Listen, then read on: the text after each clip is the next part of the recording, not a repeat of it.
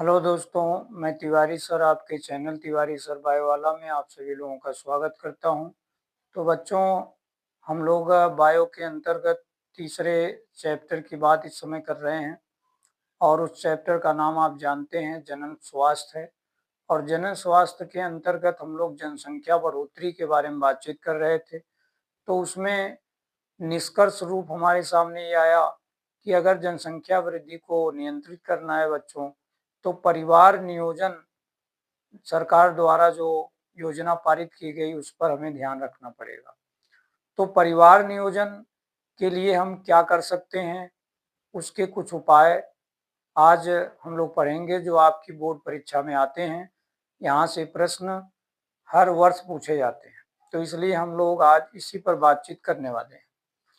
देखिए बच्चों, अगर हम चाहते हैं कि देश के अंदर प्रत्येक नागरिक परिवार नियोजन की विधियों को अपनाए, अर्थात सीमित परिवार रखे, तो उसके लिए सरकार द्वारा बताए गए इन जानकारियों का हमें अपने दैनिक जीवन में प्रयोग करना पड़ेगा।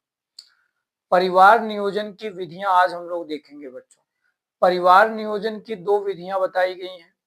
पहली विधि का नाम है बच्चों अस्थायी विधि, जिसके अंतर्गत 4 तरह के प्रोसेस आते हैं।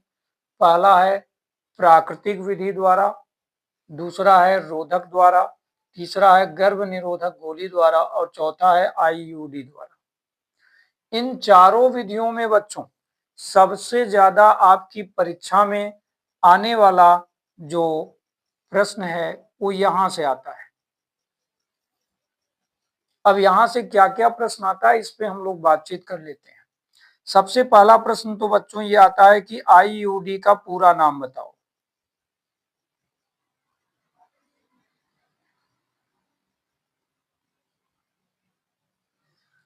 तो बच्चों, आई का अर्थ होता है इंटेराइन,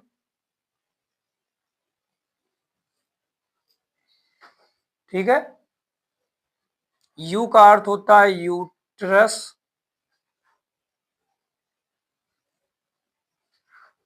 और डी का अर्थ होता है डिवाइस। तो इस प्रकार से बच्चों आईयूडी का पूरा नाम क्या आया, इंटेराइन यूट्रस डिवाइस, ठीक है। दूसरी बात ये कि इस डिवाइस का आकार कैसा होता है। इस डिवाइस का आकार बच्चों अंग्रेजी अक्षर टी की तरह होता है।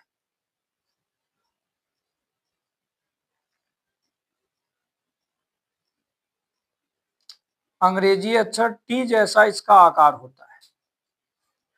यदि हम लोग इसकी संरचना देखें तो इनकी बनावट कुछ इस तरह की होती है।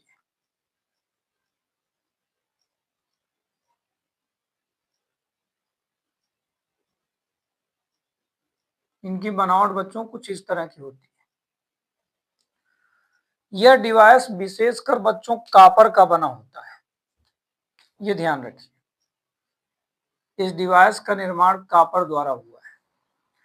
इसमें पाए जाने वाले जो कॉपर आयन होते हैं बच्चों, ये कॉपर आयन करते क्या है जानते हो।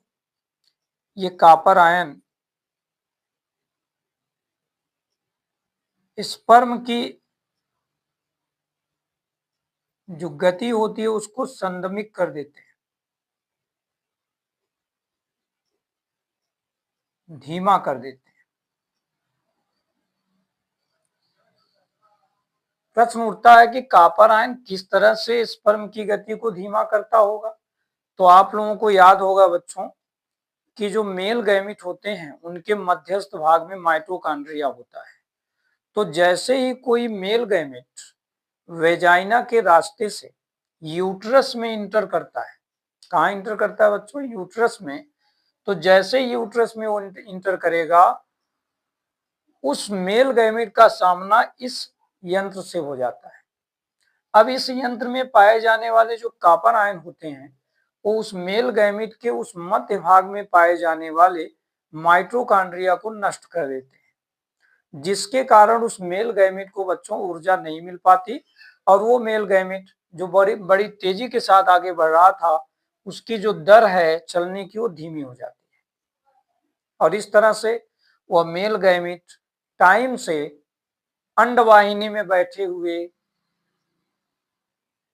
प्राइमरी oocyte यानी अंड कोशिका के पास नहीं पहुंच पाता और निषेचन की प्रक्रिया बाधित हो जाती है और अंडवाहिनी में निषेचन प्रक्रिया नहीं हो पाती है। इन विधियों का मूल उद्देश्य यही है कि निषेचन प्रक्रिया को रोका जाए। ठीक है, तो कुल मिलाकर आईयूडी से जुड़े हुए प्रश्न ये हैं। एक और प्रश्न ये है कि आईयूडी को लगाया कहाँ जाता है। तो बच्चों इस यंत्र को लगाया जाता है यूट्रस में। आईयूडी को, इस यंत्र को मादा के यूट्रस में लगाया जाता है। इस यंत्र को कहाँ लगाते हैं बच्चों? इस यंत्र को लगाते हैं मादा के यूट्रस में।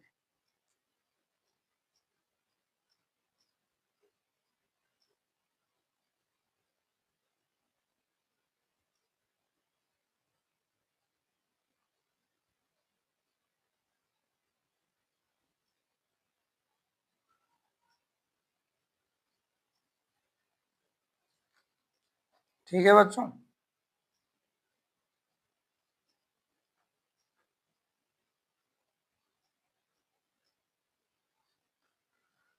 अब बात आती है कि यदि कोई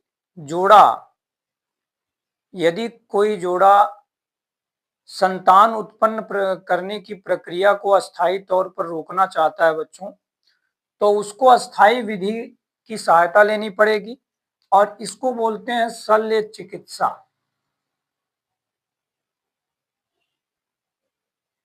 शल्य चिकित्सा के रास्ते से चलकर कोई भी दंपत्ति निषेचन प्रक्रिया को अपने शरीर में रोक सकता है। अब यहाँ पर बताया गया है कि अस्थायी विधियों के अंतर्गत दो विधियां आती हैं। एक आता है बच्चों नसबंदी, दूसरा आता है नालबंदी। ये जो नसबंदी होता है बच्चों, ये पुरुष में होता है। ये प्रश्न पूछा जाता है बच्चों कि नसबंदी किसमें की जाती है, तो आप बताएंगे पुरुष में की जाती है। जबकि जो नालबंदी होता है बच्चों, ये स्त्री में की जाती है।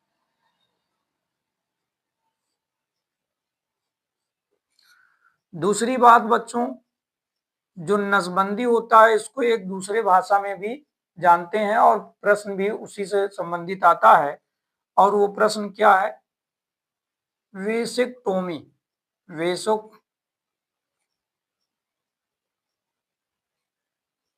वेसेक्टोमी किसे कहते हैं, ये प्रश्न आता है। या पूछा जा सकता है कि वेसेक्टोमी पुरुष में पाई जाती है कि स्त्री में पाई जाती है, तो आपको बताना है पुरुष में पाई जाती है। और जबकि स्त्रियों में जो नालबंदी होता है, इसको अंग्रेजी भाषा में बच्चों बोलते हैं ट्यूबेक्टोमी। ट्यूबेक्टोमी। प्रश्न उठता है कि नसबंदी को वेसेक्टोमी क्यों कहा गया? क्योंकि बच्चों पुरुष के शुक्र वाहिका को काटकर, इस नसबंदी की प्रक्रिया में जानते हो पुरुष के शुक्र वाहिका को काटा जाता है।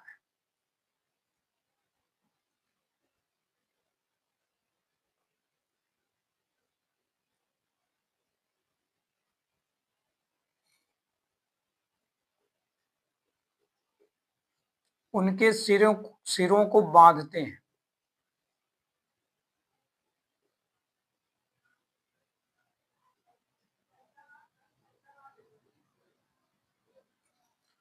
शुक्र वाहिका को काटकर उनके सिरे को बांध देना ही कहलाता है बच्चों वेसेक्टोमी।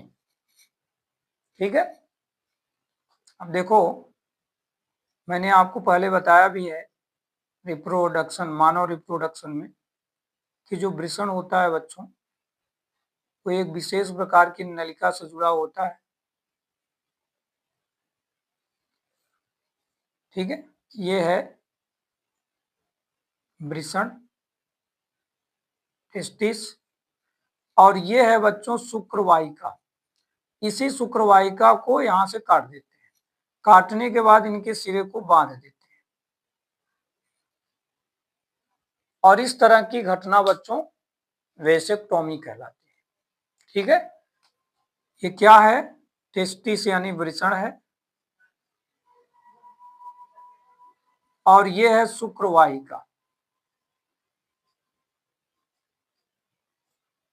जिसको आप देख पा रहे हैं, काट कर उनके सिरे को बांधा जाता है। इनके सिरे को ऐसे बांध देते हैं, तो इससे क्या होता है कि वृषण में जो मेल गैमेट्स बने हैं वो फीमेल के अंदर ट्रांसफर नहीं हो पाते और निषेचन की संभावना समाप्त हो जाती है। दूसरी तरफ ट्यूबेक्टोमी में बच्चों क्या होता है, याद करो हम लोगों ने मादा जनन तंत्र पढ़ा था, तो उसमें कुछ इस प्रकार की संरचना आप बारंबार देख चुके हैं। अब बताइए ये क्या है? ये है मादा में पाए जाने वाला अंडवाहिनी। क्या है बच्चों? ये मादा में पाए जाने वाला अंडवाहिनी।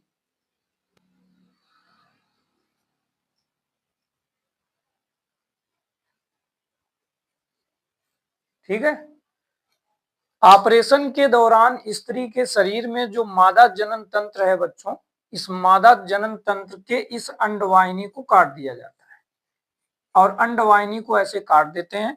काटने के बाद इनके सिरे को बांध देते हैं, और यही घटना कहलाती है बच्चों ट्यूबेक्टोमी। ठीक है, ये क्या है? अंडवाहिनी। तो अंडवाहिनी के सिरों को जैसा कि आप देख रहे हैं काटा गया है।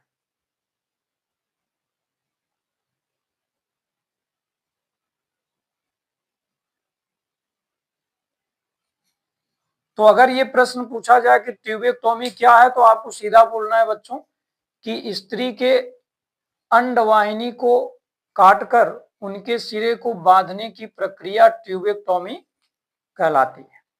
ठीक है, तो इस प्रकार से हम लोगों ने आज परिवार नियोजन की विधियों के बारे में, जो आपकी बोर्ड परीक्षा में आने वाले प्रश्न हैं, उन पर बातचीत किया है, और आशा है कि आप सभी लोगों को यह जानकारी समझ में आई होगी। ठीक है, और मेजर पॉइंट देखो बच्चों ये है कि जो आपकी बोर्ड परीक्षा में प्रश्न आ सकते हैं उसी पे हम लोग बातचीत कर रहे हैं। हमने बताया आईयूडी पे आधारित प्रश्न आएंगे आएंगे और ये वेसेक्टोमी पे आधारित आएंगे और ट्यूबेक्टोमी पे आधारित प्रश्न आएंगे। सबकी बात आज हम लोगों ने कर लिया। ठीक है, तो आप सभी लोग इसी प्रकार वीडियो को लाइक और शेयर करते रहिए, और साथ ही साथ अपने इस चैनल के साथ इसी प्रकार बने रहिए। धन्यवाद।